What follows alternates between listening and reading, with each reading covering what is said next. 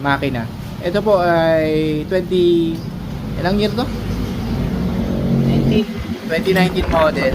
So from 2019, 2020, 2021, 22, mga 6 years old na siya. And then ngayon lang siya nababa.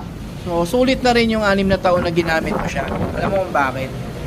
Dahil sa 6 na taon na yon, kung marami naman siyang naitulong or naging kasama mo siya sa negosyo o sa trabaho, sulit na rin yung 6 na taon. Biruin nyo guys sa 6 na taon, ito lang yung naging issue niya ngayon. No? Tingnan nyo, medyo naging uling na yung loob, nagkaroon na ng sludge.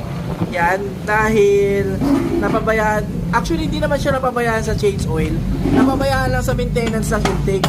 So, hindi alam na may-ari na ganun pala dapat yung